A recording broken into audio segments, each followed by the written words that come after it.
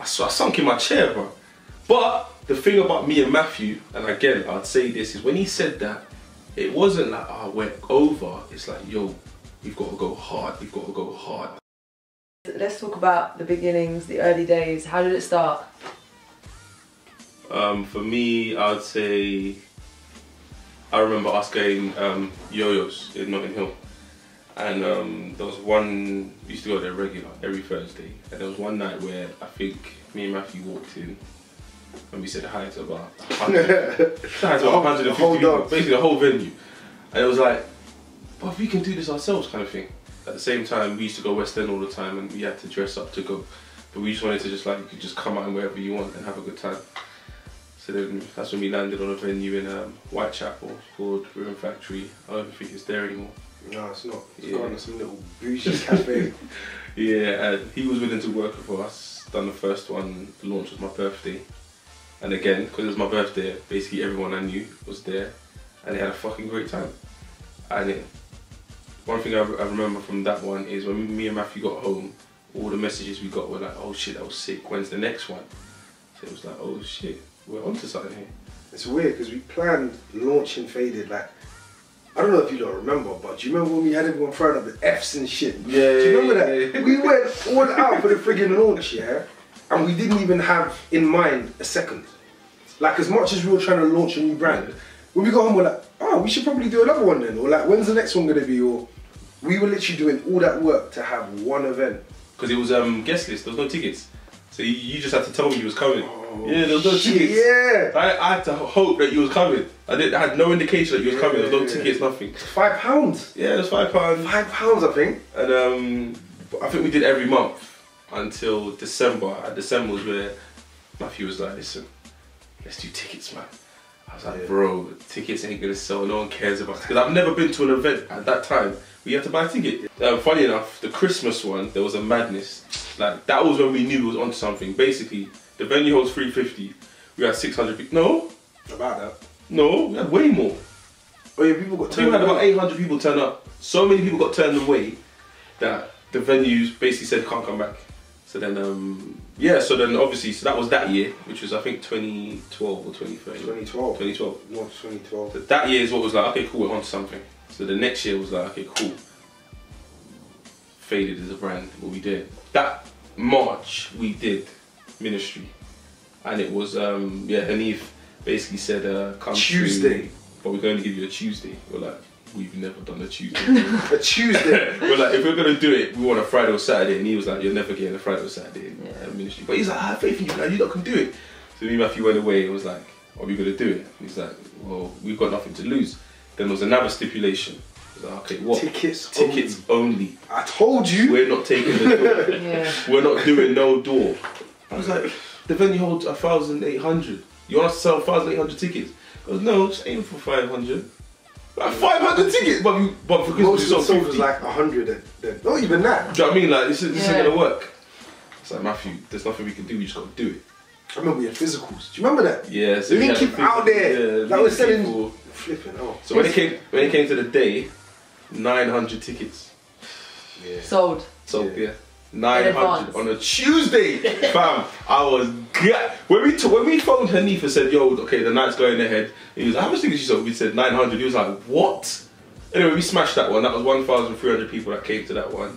And you're saying it too casually, bro. No, I'm not saying it on Tuesday. Yeah, Ministry of Sound. But that's what put us on the map. It's funny that like two things that you lot weren't really used to, like the fact that you threw the event and thought this was like going to be the only event, and the fact that you didn't want to ticket it at first, are kind of like the formulas that you use that are synonymous with you guys. Because I remember when we worked on a night, he was like, well, let's just do it like it's going to be one night. It's not going to be a regular. It's kind of like a promo tool as well, for it to be one night, smash it out, like everyone wants to come down.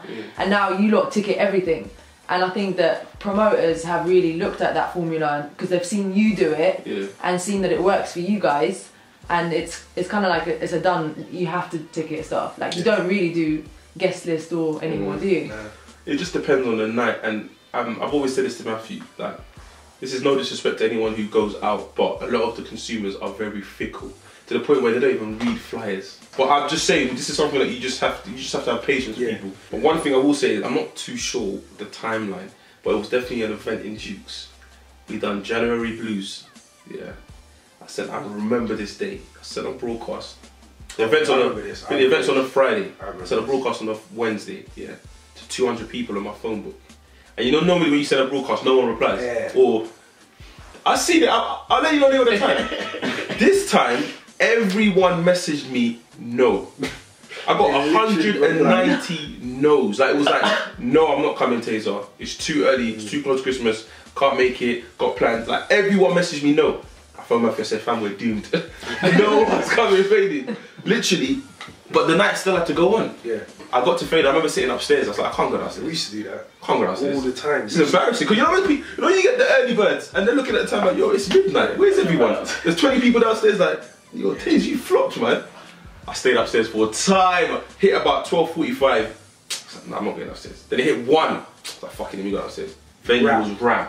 I was like, but then I started walking around. I didn't know anyone. That's when I knew that Fade is beyond, it's beyond me and Matthew now. It's just a brand. Like, it's got nothing to do with me and Matthew had a good day today. No one cares. It's Faded on, I'm coming. That's when I was like, okay, cool. But did you want it to be that? Did you want to see new faces, or did you really want to keep it quiet? It's one of the ones where it's like, obviously when I go out I want to see my friends and I want my friends to have a good time, but you just evolve with the times. Like, a lot of people that have come Faded between the first and second year of it don't come anymore. Yeah. I'm not mad, but they just don't come anymore. Now, on what you've said there, one thing for me with Faded is like, what we've done to what we intended to do, they're not even close. Like, everything we've kind of done or planned to do has only happened because we've done something that we never expected to happen. Yeah. We just wanted a rave for our people or whatever, and that's what we had. And then like it caught on, and other people used to say, "Oh, this rave's sick," or "There's a vibe here," or whatever. And we started off with good music, good people, good vibes. Yeah. I remember that was like our little tagline or whatever, and we had that. And it's not to say that people that we don't know can't still be those things. You know what I'm saying? It just turned into that. We never intended it to be that. And then like, when ministry happened, it was like, rah. So what, when you don't do a ministry again? We're like, again? Did I hold it the first time? Exactly. So people started like projecting ideas onto us and like, oh, when's Faded doing? I've had people ask me, when's Faded doing a festival? Or when you not doing this? Or when you not going there? And it was like, maybe we should look into that. And that's how half of these things have kind of... Yeah. Am I assuming that the acronym was by accident as well? Fresh all day, every day? It was, you know. It was. It was. It was Faded. Matthew thought of that. London's home of trap, hip-hop and R&B. We keep it fresh all day, every day. Good music, good people, good vibes. This is Faded. And the radio was on and Drake said Faded in the lyric. It wasn't like a big lyric, it was in a random thing. I was like, what do you think of Faded for a radio? It sounded cool. It sounded cool. And then what happened is, how it grew is that people used to come and get Faded. Like drunk or high. Like people used to get wasted. I used to get people messaging me, bro, I'm so drunk. I'm like, why do you get so hammered? Like, I don't get it. People used to get mad, smashed, coming Faded. It was like, can't go work the next day, got to call in sick. I'm like, yo, this is actually working. You know what I mean? Like, it works. You know what? Back to what you said about social media. I don't know if you remember this. When we first started out, we used to both do it. We used to go on Twitter, hashtag Faded, and retweet every single tweet. Had nothing to do with us. Retweet it as Faded, so it looked like there was just ridiculous talking about it. And it would just be everywhere. I forgot about it. You're giving out the source, you're giving out the source. You know what's funny? What's funny with me and Matthew is like, there's a lot of things that we think about and it'll be like passing convo. But once it hits hard. Then I'll start seeing other people do it as if they made it up, and I'm like, no, you didn't. Like, it's weird. Like, so like, for example, that retweeting stuff, it's just traction. Because I'm a very, like I said, I feel like the consumer are very fickle. Something like that, everyone will, bro, what's this? These times it's fucking nothing. You see what I'm trying to say? But people buy into it and it's like, right, these men are onto something. Then before you know it, now we got to go Faded. Or the day after, we'll kind of like message people and say, tweet about your experience. So we'll retweet it. So then everyone will look, oh, they had a good time. They had a good time. Even the idea of getting a photographer. That was his idea. I wasn't really bothered. I didn't really care. Like in West End, you know, we take pictures. When we used to put a filter on it back in the day. Yeah, we had that. Do you remember the oil filter? Yes. So we had one where it was like our pictures always look a certain way, so you'd want to repost it.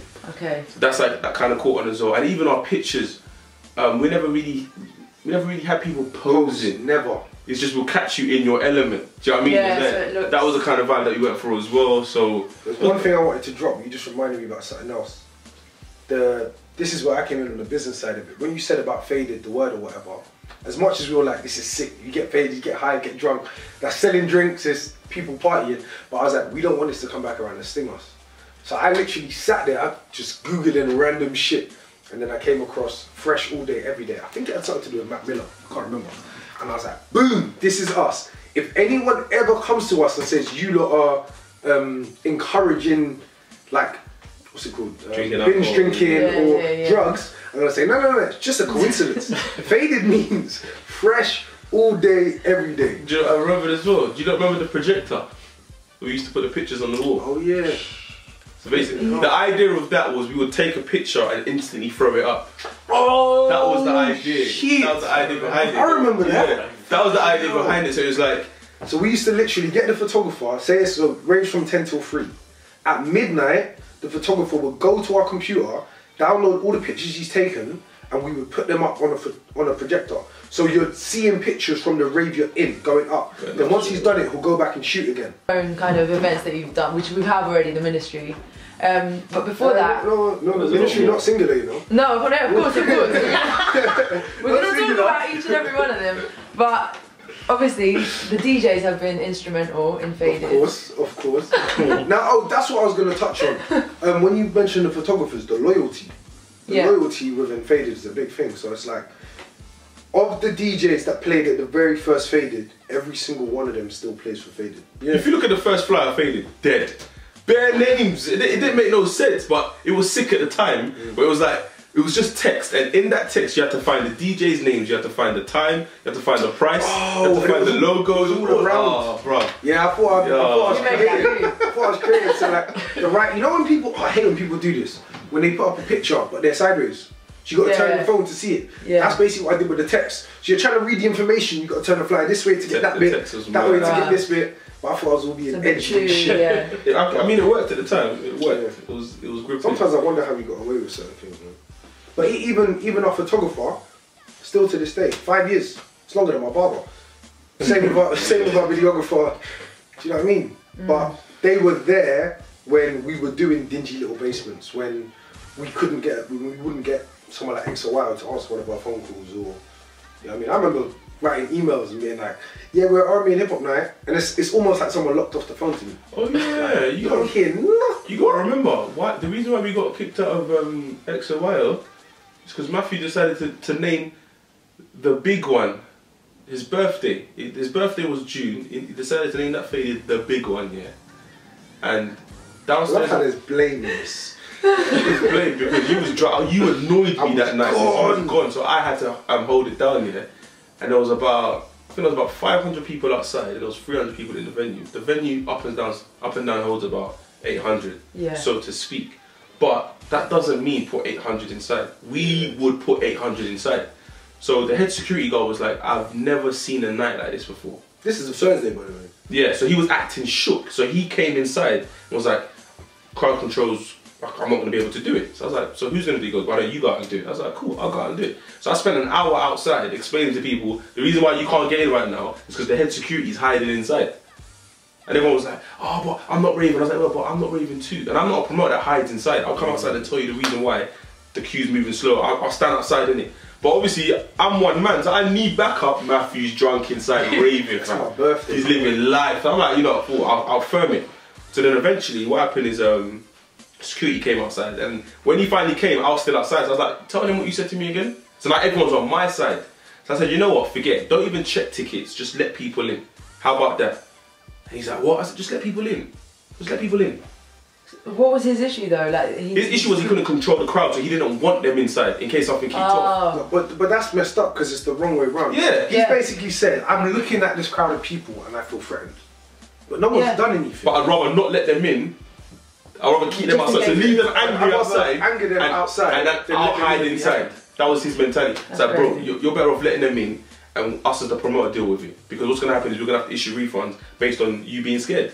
No. Start letting them in. So he started letting them in like slowly, but it was just the night was just, it wasn't the same. Like, it was just, people were just upset, and it was just like, oh, I'm finally in, but now what? Is like, it didn't really make sense at the time. So then it's like, after that, I think it got back to the owner, and the owner was like, no, just let go of him. I remember we had a faded, went perfectly well, whatever, everyone's leaving, and there's two girls that were partners arguing. I think one of them was being extra friendly with her ex or one of their other homies in the clique or whatever, and jealous. Like any partner, kind of, are you looking at her for whatever, blah, blah, blah. Two girls arguing. No punches, no slaps, no, just argument, but loud. Loud. Yeah. Security were like, these lot are too aggy, and we're like, they're talking, they're arguing. They're not even in the venue, they're not outside the venue. Up the road. They're down at the end of the road. And they couldn't have not even been your next day that's another thing as well, yeah. They were in that time, but yeah, from that, can't come back. Then there was a day that you had to have a fight in the race and you lose your club night. Now, people can have an argument. People can be loud when they're leaving, and I'll get a call the next day saying, yeah, it went well, the bar smashed it, but we got a noise complaint. I'm like, really? You're a club. Yeah, but not sure it's gonna work again, mate. It was good having you though. What's the worst thing a venue has ever said to you? Like, obviously it's been public with the, like, even Stormzy and stuff has spoken out about certain venue managers saying they always ask for your demographic. Political. Okay. They always ask for your demographic, and it's always weird to answer that. I've figured out the answer I'm supposed to give. Right. It's normally like a 21 to 28-year-old mixed working professional. That's what you need to that's what you need to actually say. The worst one for me, it was just so stupid. It was a venue in East London. I'm not gonna say the name. It's not there no more. But we were gonna do Halloween there, and we had an idea to like get coaches from like Birmingham, Manchester to come down and celebrate Halloween with us. And then the idea was to get like brands from there to come down and vibes with us. So obviously we'll put up the money and pay them a fee. All of them were willing. We just had to confirm it with the venue. The venue was like, yeah, cool, we'll do it. Halloween, by the way, fancy dress, we'll do it, cool. Then he's turned around and said, we need to meet up. So we've gone to meet him. And he goes, one quick question, what's your demographic? And then, without being cheeky, I was like, it doesn't matter what the demographic is. They're all going to be fancy dress. You're not going to tell whether they're white or black. Wow. Then I said, let me ask you. That was the question. I said, let me ask you a very honest question, yeah? Are you sure you're not going to be scared if you see 50 guys turn around the corner and scream us? Because the question you're asking me right now, you're scared of something, so just be honest, innit? He goes, you know how it is for us black owners, and you being a black promoter. I said, nah. Then that's when Matthew cut in, and Matthew's like, listen, this whole black and white thing, we don't do that. It's business. You give us a cost, we pay. Done. What's all this? Because I'm black. This, like, we don't do business like that. Yeah. You call me in as a meeting, but we're coming in as two business guys, not two black. With a track record. Yeah, so we don't do business like that. So I get you're having stress, but don't impose what stress they're giving you on us, because that's what you're trying to do right now. I don't get so you getting stressed, what does that mean? I didn't get what he was trying to say. I was like, if you want us here, this is our demographic. If you don't, then tell us to go. And he's like, nah, but obviously as black promoters, you lot should know the stress that... What are you talking about? We're gonna bring 1,000 people to your venue. That's all you need to worry about. And he's like, but I need to up the security. Fine, up the security then. Like, we're saying do everything you have to do. Turns around and says, not even turn around and say anything. Man ran away. Yeah. So we phoned him and said, listen, what's going on with this venue? So he spoke to whoever he needs to speak to. I said, listen, the problem that venue's going through is that they ain't got a license. They've got a license to 12. They got a license till midnight, so they can't do club nights. Yeah. Taking our event till 4 AM. Was it 5 grand? Yeah, it took 5 grand, said the high fee, and said your event can go till 4. But we found out from the licensing committee that you can't go on till 4, so what's going on? So when he clocked, we realised that he got his lawyers to email us. They sent us a mad letter saying they're gonna... What did he say again? They made it seem like we couldn't do nothing because we're small time. They said if you choose to cancel the night, because they don't have a license, they said we've applied for a temporary event notice, a 10, yeah? But if you choose to cancel the event, you forfeited your deposit, that's all good. And I was like, okay, but we're not gonna put this event on knowing that you don't currently have a license to hold the event. And we've got the lowdown that your 10 isn't going to get confirmed. Yeah. So technically you want us to promote the event, for you to phone us and say the 10 got denied, can you do your night till midnight? Can you do a day party? Or like, it's not gonna make any sense. So we're not gonna put all this effort into promoting Halloween, spending money on it, like paying for all the coaches, paying all the DJ brands. We lost about $7 on that because we never got that $5 back. Don't these go ghost? So we've spoken about you conquering Ministry, which is obviously a legendary venue already, even though it's quite young, relatively young venue compared to the Coronet, which you have also worked at. How was that experience with the Coronet? And it's obviously now closed as well. It's been open for like 100 years or something. You know what? That was stress. That was more stress. Because that was whew, sometimes I forget, you know. Which one? All of them, bruv. To the point where it was a ticket-only event.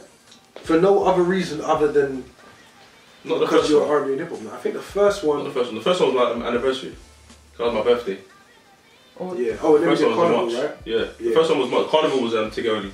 That's why it was a bit. Basically, the first one, yeah, when we done it, I thought, yeah, this is mad. But I think pre-sold, we sold about 1,200. Yeah, but no. But you, yeah. But what used to happen then? We sold, what was it, like 400 on the day? Yeah. Do you remember that? Yeah. So like we have wake a up in surge the morning, it was like 7 something. Yeah. By the time doors opened, 1,200 something tickets. But then we had, it would always work out, you'd have 60% of what you sold as tickets come on the door. So we had about 900 people on the door. So that venue, because we had to open the second room last minute. Just to accommodate the last 200 people that come in. So I think that day we had about 2,200 people in there. And no word of a lie, all the flyer said was 3rd year anniversary. Faded 3rd year anniversary. Yeah. Like we've had promoters hit us up and say, like one promoter in particular said, I've done that venue and I have to book 50 DJs. To draw in a crowd. I spent 40 grand on promotion just to draw in the same crowd you man did by slapping Faded on the flyer. Yeah, I remember that. That's when I knew man's onto something here, bro. Like, and he's a big man, he's like in his 40s. So I was like, nah, Faded is sick. Like, there's some people that don't want to, that didn't like want to accept it. But when we done Coronet, sorry, I swear I said the thing on the stage. I stood on the stage and I looked in the crowd. Like, this is mad. Cannons, isn't it? Yeah, I said, this is mad. 2,000 people, all because Sarah Harris is DJing. Shut up. You know what I mean? Like, you got people like, it's like, yeah, no, that's crazy. So I'm saying that it's mad. And the funny thing as well, another part of Faded that's sick here is we always give the DJ a sick crowd. Live live. Whenever we ever told you, say this, it's never a dead crowd as well. Listen, do what you want. As long as you rock the crowd, live your movie. You know what I'm saying? So it's like, that one was like a milestone for me, definitely. Ministry again, when we had the Faded logo on the wall, looking like a bat signal. Oh yeah, I remember that. Yeah, that was sick. Because you've never even had like special guest DJs or a live act. Nope. Why did you decide to keep it so like low key in terms of, not low key, but you know, the lineup's been consistent throughout. Matthew has this thing about starting a brand and using something else to sell the brand. Yeah. He doesn't like it. People need to come for Faded. No offense. No, obviously. But we don't even put the DJ's names on the flyers. Like, I noticed that. People, yeah, we don't put it. You're not supposed to come for the DJ. You're booking the brand. You shouldn't call me and ask me, oh, I want to come Faded, but who's playing? Bro, if you're coming Faded, you're coming Faded. You're coming for Faded. The experience should be roughly the same. You should know by now. Like, and this is what you're paying for. And also, I don't know if you lot have realised yet, me and Matthew are the only promoters, events-wise, at the time that aren't DJs. Oh yeah. True. One time, Matthew booked a DJ. I remember dead! I know exactly. I was like, yo, I went out, this DJ's sick. I was like, he did good at what I was like, this DJ's sick. I was like, I think I remember that. Man came Faded, man was dead. You know the ones where you hear the mixes, like, I'm going to the bar, man. I was like, who's this guy? So we took risks like in that sense, but for us it was just like, listen, it has to be Faded regardless. And anything we do, Faded needs to be in the name. So for example, going on to like our international settings, it was like, for example, let me use Croatia for example. Croatia is a festival in itself, yeah, called Fresh Island. Everyone else that's promoting it was promoting Fresh Island. We're promoting Faded, not Fresh Island. It's the same festival, but the branding that we decided to associate with it is like, listen, yeah, we're all going to the same place, but Faded has to be in the name. Yeah. Yeah, you can put us on the flyer wherever you want, cool. We'll redesign that flyer. Yeah. This is what we're pushing, do you know what I mean? Because you need to know that this is our brand. So how did the international stuff start coming about? Both of them came to us actually. It's one of them things where like I said, a lot of people started projecting stuff onto us. They saw our brand as bigger than we did because we're just so used to it. Like, I'll still go to a regular Faded now, 400 people, and it's rap, and I'll be like, still weird. There's 400 people in this venue because of something that we had a conversation about once. And we're like, yeah, that could be cool. Like 6-7 years ago. So that's one thing I'm very grateful for. That like as much as I now have aspirations to build the brand, not because I was like had a business mind back then, but just because I've learned that there's things you can do when you have something that works. It's just been like, it just happened. So someone came to us, I remember the Damn one, and he's like, your brand is strong, I want to create a trip to Amsterdam around your brand. Faded and Damn, I don't know if he came up with a name, but yeah, Faded and Damn even sounds good, whatever. We just did it, and he was like, yeah, should be getting about 150 people, whatever. We offer coach, hotels, and then we book out all the different clubs and do parties every single day or whatever. We got for 350 people the first year. But you're missing a vital point as well, yeah? There was a stage, I think, after 2 years where we decided to get an account, a business account. Oh, yeah. Because a lot of the time, the money would just be split between me and Matthew. And it got to the point where, for example, the Faded in Amsterdam wouldn't have happened if it was like, this is the idea, this is how much it costs, do you have the money? And we don't have the money. Oh yeah, of course. So we had the money to tell like, the account was booming, so it was like, we need to do stuff with the account, we can branch out. So when he came with that idea, it was like, okay, yeah, the money's there, we can make it happen. I remember when we did, this the year, was this the festival year? I think this was the first festival year.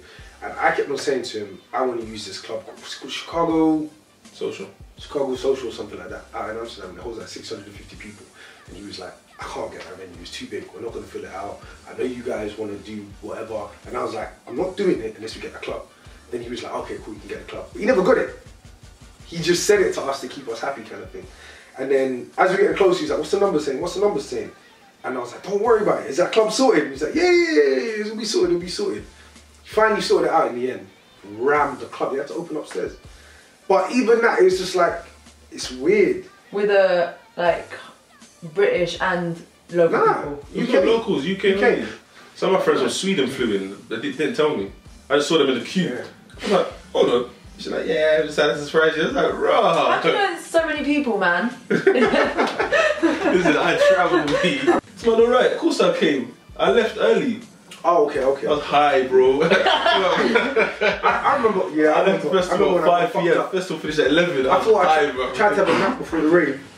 Woke up when everyone was coming back into the hotel. I was wilding. No, that was the last Faded Damn. Like he decided to. I remember when he decided to take the cake or whatever. Matthew's walking in, man's just munching the cake up, a big man. Walk up by myself as I do. This cake ain't no joke, you know. Anyway, we got to the rave. For the last, you mean the last one? I can't even remember. It was the last one. Yeah, we got to the rave. This is when I done the cake as well. Matthew's just not in the rave. I was like, cool, whatever. We thought Matthew went off. We don't know, innit?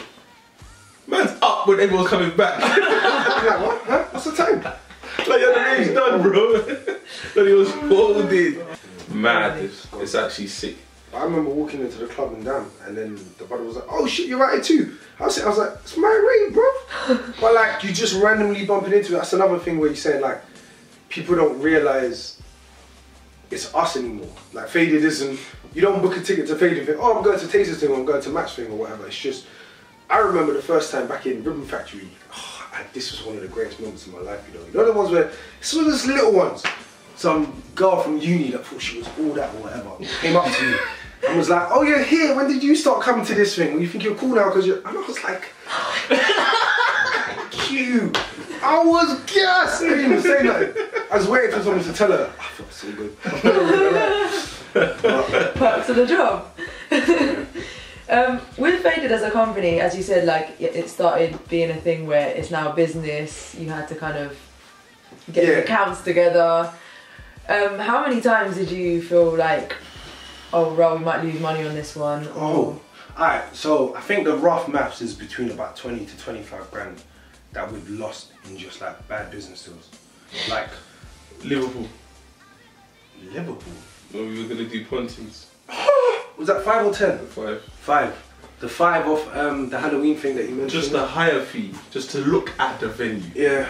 Even only to get there, be like, we can't do this event. Can we get the money back? No, non-refundable. Yeah. So what was the reason? Basically, man tried to charge us 20 grand for bed linen. Oh, yeah. Man, like, this don't make no sense, man. I remember that. So we look at the contract, like, bruv, there's bare costs, fam. We're gonna do a festival there, and basically it's like a mini wireless, but a weekender. So it was mad. The idea was mad, but it was sick. we were gonna try executing it. Then Donny said the higher fee if you want it for like the match was like 1,500 beds. Going through. Matthew's gone. Hold on a second. This states that every bed that someone sleeps in, they have to pay £10 for the bed linen. Donny's sitting on the other side of the table like, yeah. So we're like, if we sell 2,000 beds, that's 20 grand on bed linen. He's gone, yeah. So we're like, so can't we source cheaper ones? Like, we're only going to sleep on it for 2 days. Sorry, we can't do that. So you want us to spend 20 grand on bed linen? He's gone, that's the contract. It's just a loss. It is what it is. Sometimes you gotta just take the loss for the. We're still here, we're still alive, still breathing. Yeah. But at the time it was like, fuck, man. The worst one was like VAT. Stop, there's no point saying numbers with VAT. Just say you had to pay VAT and it's something you didn't expect. Yeah. Their numbers they're heartbreaking. Anyone who pays tax knows when it comes to that time to pay VAT, your tax. It's like, bro, I worked hard for this money, you're just gonna come and take a cut. Yeah, everyone feels it, do you know what I mean? But Matthew got me in a, no, this is what happened. This was the hardest pill to swallow. Every time you sell something, This is the VAT one. oh yeah, sorry. Yeah, Every time you sell something, as a business, you account for 20% as VAT. Nah, only once you hit the VAT. The threshold. Oh, once you hit the threshold. Right. We didn't know we hit the threshold. Yeah. We didn't know, so we're like, yeah, okay, £10, it's £10. You don't want to know. Not 10, no, we didn't know. But when he crunched the numbers, we're like, bro, I was like, yo, bro, Yeah. you made P, like, you don't know, innit? So he's gone, you passed the threshold. I'm like, alright, cool, whatever, doesn't matter. And he's gone, so basically, for every £10 ticket you sold, look at it as £8 you're supposed to take, not 10. Well, no, yeah, not 8. It's like £8.33. Oh, every time once you pass the VAT threshold, a £10 ticket should now be £12. Yeah. Because you need to charge 120%. To give the taxman his 20. Yeah, that's So it make, or you still charge £10, but you're only making like £8.33. Yeah, but we didn't know this. Bro, I sunk in my chair, bro. But the thing about me and Matthew, and again, I'd say this, is when he said that, it wasn't like, oh, we're over. It's like, yo, we've got to go hard. Yeah. Because it's like, You've got to make more money. yeah, we've got to make more money now. Because like, basically what it is now the money that we make is now basically 40%. Because you know when you make more money, you're paying your old tax, but you still got to pay new tax. Yeah. Yeah, When he used to phone me, like, we're not getting paid this month. I'm like, whoa, what happened? You paid me. He's like, yo, we Taze, never got paid for time. we got to pay back the last tax and we got to pay back the tax based on the money we're making now. Yeah. Because How was the we got paid for like VAT? 6 months, 7 months. Once you pass the threshold, you're supposed to pay VAT. But the taxman don't tell you that. They won't you tell gotta you. research. Your accountants will tell you that, or you're supposed to find out Yeah. yourself. So when we passed it, when she passed the VAT threshold? 6 months ago. Or So you've got to something like that. backtrack. So we owe 20% of everything we made for the last 6 months that we'd already been spending, Living life. traveling, going on holiday. Fam. But what was it year? And you'd gone, where had you gone by I'm February? like- You hit how many cities? By February I hit about 6 cities 6 cities by February. in 1 year. This was January. Yeah. I booked 6 flights. There was a point where we had to sit down, we had to break down our targets. We never had targets. Yeah. We just do an event, capacity is a target. Now we've got to make sure monetary wise, this event makes $3 grand. This event makes $5 grand. Yeah, but how much we getting paid? Nothing. Oh my. So I've got to put in bare work to see no P. Yeah. But we had to do it, innit? So once we finally, when the accountant gave us a phone call and said you got to pay the last payment. Yeah. So what can I get paid now? No one would see it. No, anyone coming fade is not going to notice. Right, they didn't book Sarah Houses. These my cards. I mean, you're not going to feel it. We still have to continue like everything was all fine and dandy. So imagine that stress on top of venues telling you we can't do events. Obviously, we're going to say fade is over. We're thinking, bro, let's just declare bankruptcy and fuck off, man. That's what it was, innit? All that stress was on our shoulders. But no one's seeing that. Everyone's thinking. With Faded ending, or supposed, well, when we announced that Faded was going to end, in my head, I explained to Tazer, it's when you quit before you get fired. That's basically what I said. I was like, looking at the projections right now, venues aren't taking us on.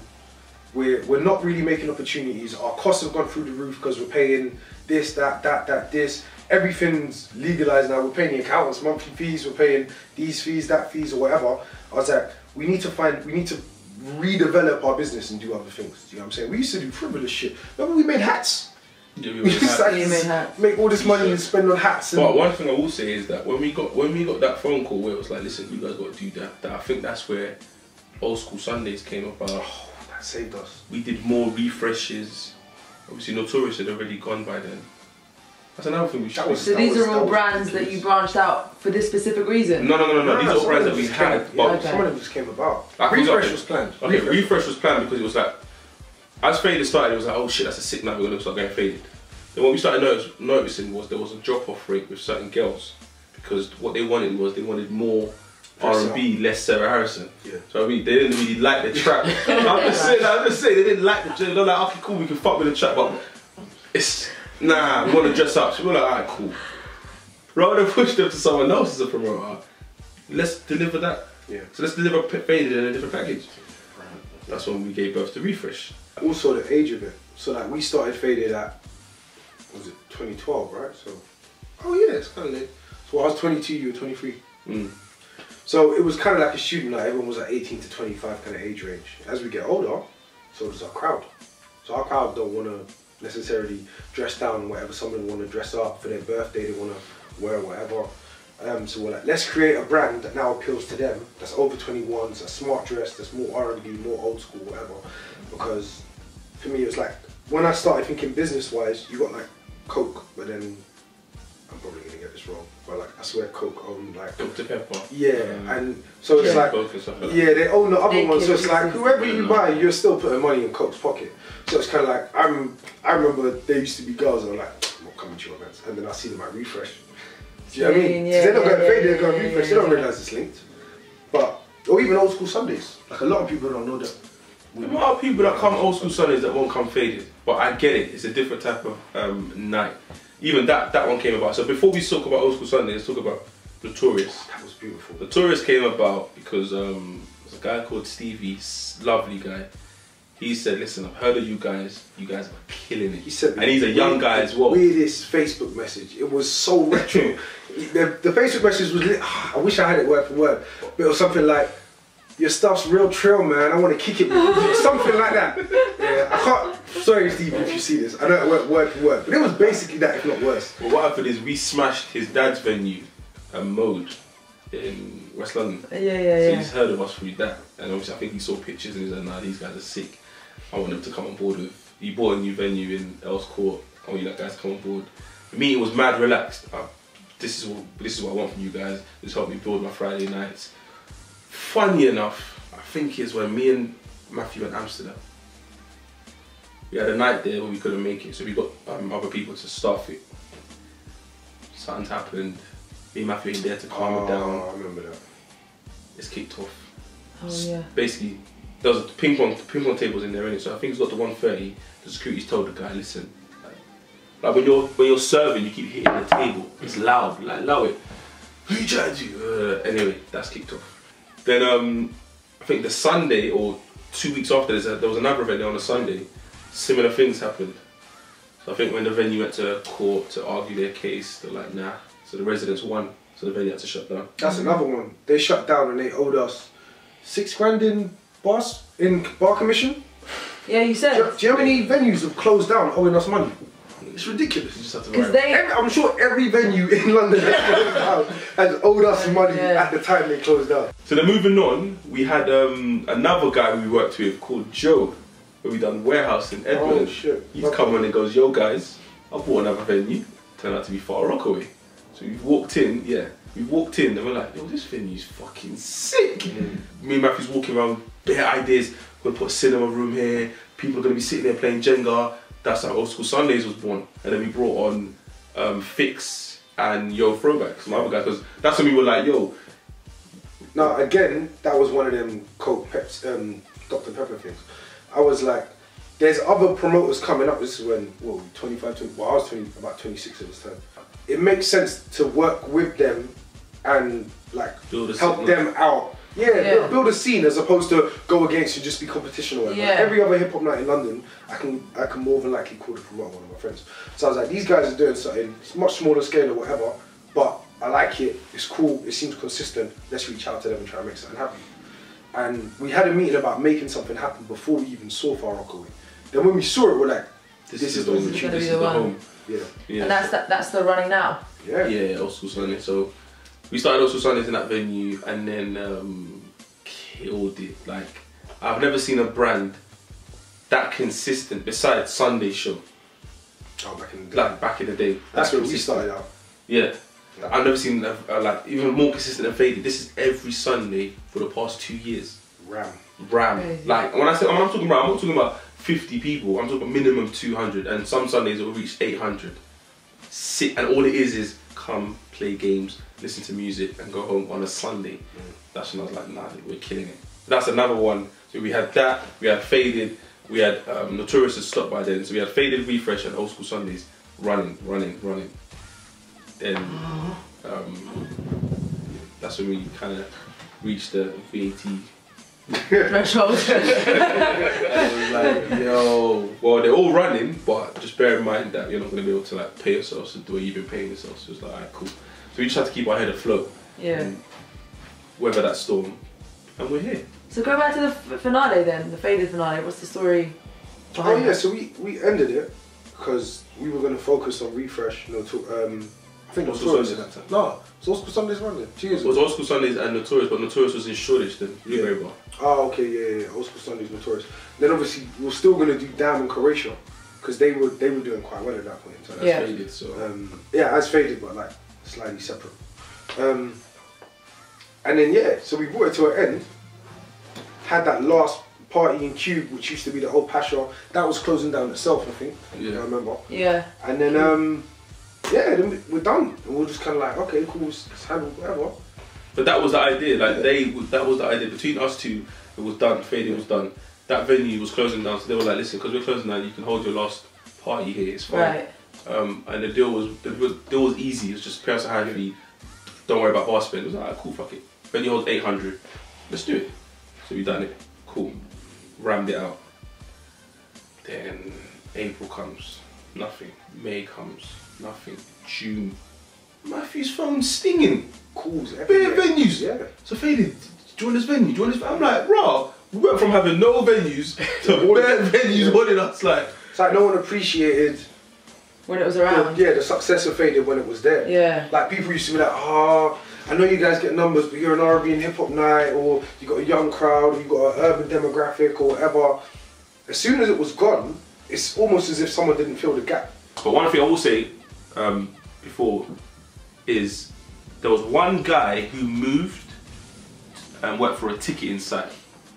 Yeah, and he basically met with us and spoke loosely, and he was like, listen, there's bare promoters out there. None of them are selling tickets like you, man. Literally, he was like, listen, I need you lot on board because every time you lot sell a ticket, I make money on the booking fee. So I beg you, man, just put it on our platform and we'll just, do you know what I mean? Because he's like, think about it, you got a ticket inside, you want the best promoter to sell tickets on your side. So when he said it to us, we're like, right, I swear. So people recognize us, people respect us, but they won't openly say, but I'm not bothered. As long as our event or our brand is doing this thing, that's the main thing. There's better other promoters out there doing their thing. I respect all of them.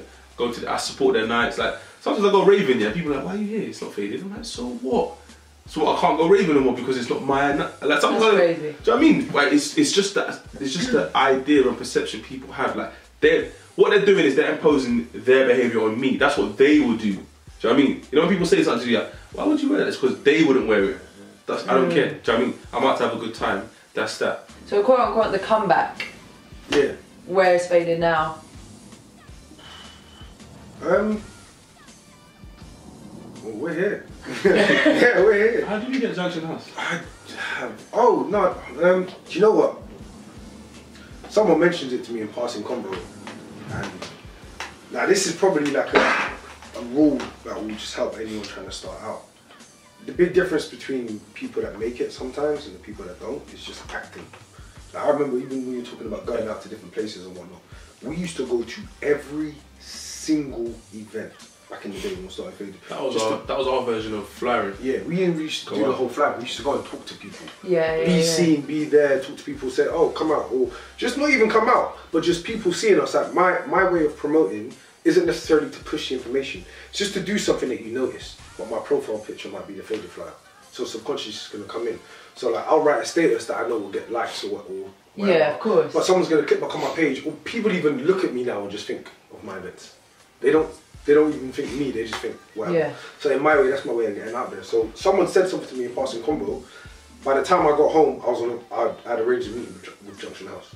So it's just like, if I feel something or see something or whatever, I just try and act on it straight away before it goes. And then they were like, come in, whatever. I remember sitting there and the guy was like, oh, we've got these dates, I don't know, got this guy in there, he's quite good. So obviously they don't know us from anywhere. Most of the time when all these opportunities happen, they come to us because they've heard of us. But when we go to people, it's a completely different playing field. We now need to prove ourselves to them. So he was like, I don't know, oh, this is one of our radio promoters, I can't give you that date, can't give you that date, can't give you that date, can't give you that date. This was in November. He gave us a date in like February or March. I was like, okay, cool. Did it? Smashed it. So, oh, okay, cool, you guys can do another. Man opened his calendar. Yeah. I said, what day do you want? 2 months later, we had Carnival and New Year's Eve for that year. Already his biggest promoters. The Junction? Yeah. So we're basically his biggest promoters in Junction. When we did our societies in Far Rockaway, we were the busiest nights. But the problem with Far Rockaway is Sunday can't be your busiest night. Yeah. This makes sense. If Sunday's beating Friday or Saturday, you got a problem. Sundays was beating Friday and Saturday. So what's the plans moving forward? I know you don't plan. No. Faded in Dan. Vaguely. Yeah. Faded in Croatia. We done Barcelona last year. It was decent. I reckon we could do work to making that better. We got faded in O2 this year. That's got an anniversary next month. Anniversary next Depending month. on when you see this, but 6 years. 6 years. It's a lot because you got to remember as well. As the years have gone by, forget faded, forget refresh, forget notorious old school Sundays. As brands ourselves, we've got our own night. So he's got a night of. Used to have Crazy Club with his cousin Axel. I've got free shots. I've got the used to, you know. I could not do an O2. No, but you know what I mean. Crazy Club consists the week. Do you know what I mean? The monthly one. Sorry. Yeah. I've got free shots. I've got receipts. So as much as where Faded's going on, I couldn't tell you. But just know if the opportunity makes sense, we're gonna do it. But at the same time, we're doing it. Like, do you know what I mean, man? Matthew was killing it at Roof Gardens, and I sat there thinking, wait, what have I got that's not faded? Like, do you know what I mean? Because like, we both got faded. That's our baby. Refresh is our baby. Also our baby. But outside it, Matthew's making moves. I'm just sitting there thinking, wait, hold on a second. I'm bare relaxed on this just faded. I said, no. Let me put my shoes on. I remember I was driving, and I phoned my boy. I was in, I don't know if you lot have driven to Enfield, and like driven back. So I was by Wood Green. So by the time I got to like, let me say like Wood Green to Brent Cross, I phoned all the venues and I confirmed dates already. Like I didn't even need to see the venue. I was like, I want this date, put it in. They sent me your back deals, I'll send you the P to hire, book it. And then that's where the Free Shots national tour came. And I felt like Matthew, right, this is shit that Matthew does. You know, it is because Matthew's usually the guy on the phone and the emails. When I took it upon myself to do it myself, I was like, yeah, this is what it feels like. But it feels sick because it's like, your next step now is just filling it out. And we done it, we killed it. So, and now moving forward, we've got like, basically we're responsible for at least a lot of people in London going out, whether it's you're going to a comedy show, going to rave, or going to, we're responsible for a lot of that. And as opportunities come, hopefully you make the right decisions. But as you said, moving forward, I just want to still be a part of that 10 years down the line. We work from home. I had an event a couple of months ago. We were sitting there in the green room, whatever, sold out show, and then the artist went to me, he's like, "Where's your team?" It's like, "Team? Like, it's just me. It's a one-man band, like everything, email, sound check, rehearsals, this, that," and it's like, I enjoy it. I wouldn't have it any other way, but in a way that limits me from doing certain things. But that's just part of the business. So to end, it depends on when this is coming out though. You might just have to add the text. You don't have to promo it, bro. I reckon yeah. Story. Oh yeah. It's just in your blood. So we just, buy a ticket! So we just end it there. Alright, yeah, go get faded.com, check us out. Boom. So. Follow me. Hi, my name is Sarah.